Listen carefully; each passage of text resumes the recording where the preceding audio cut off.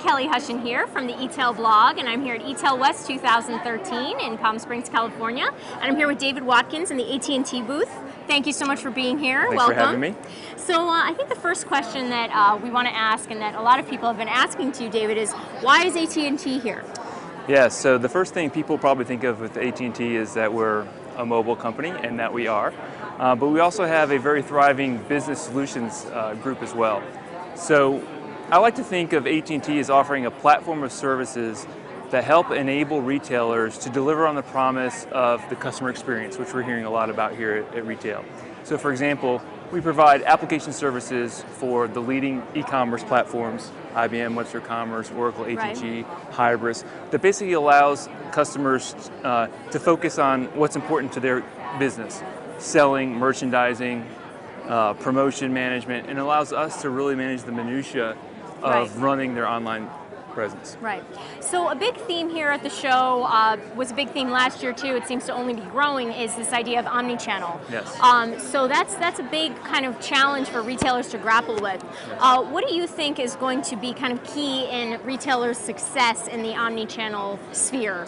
Yeah, and I think you're right about that. And so it used to be multi-channel and delivering and the different touch points, and now people talk about omni-channel. Right. But I think what's really interesting over the last couple of years as I've been coming to the eTail show is that they're trying to change it from the delivery model that a retailer interacts with their consumers to being consumer-centric. And I think that's the real key, because when you start thinking about from a customer's perspective, then it really doesn't matter what the channel is. And so I think that's a real key there.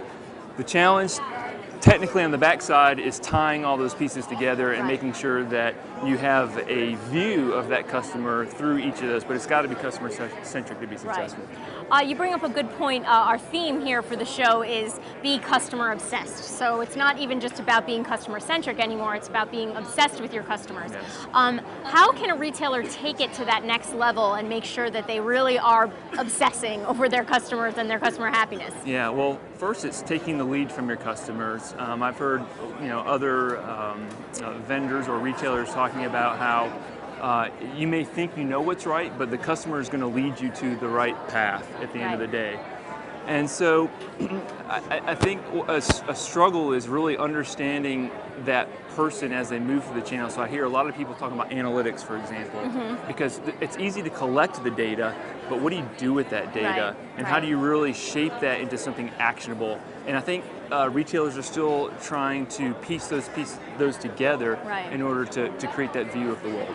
Well, it sounds like AT&T has a lot of different solutions on the back end to address some of these problems, but what makes you guys stand out from all of the other firms that are here? What is it that you guys can offer to a retailer that's really exciting and kind of differentiating? Yeah, and as I mentioned before, I really think that we provide services that are sort of an enabling platform for that customer experience. So whether it's helping with mobile point of sale in store, so where's fixed point of sale going and much more going for mobile. So having that in-store Wi-Fi, for example, and being able to guarantee delivery of that, or managing their online store, or even with the marketing aspects of that, and providing mobile marketing or mobile application development. AT&T provides a variety of platform services, again, that sort of enable that customer experience. Right.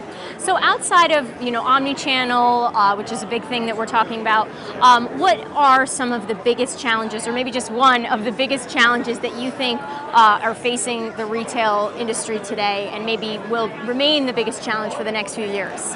Yeah, so I think that security, at least in the online space, continues to be a concern for retailers. And then if you marry that up with the cloud, which everyone is sort of drawn to, but not all clouds are created equal. So you really have to ask questions about the vendors that you're talking to about how secure is your cloud, and does the business processes that I'm trying to virtualize to manage those loads, do those make sense to put in the cloud, and what sort of security you need around there? And so AT&T has a lot of security wrapped around our cloud services.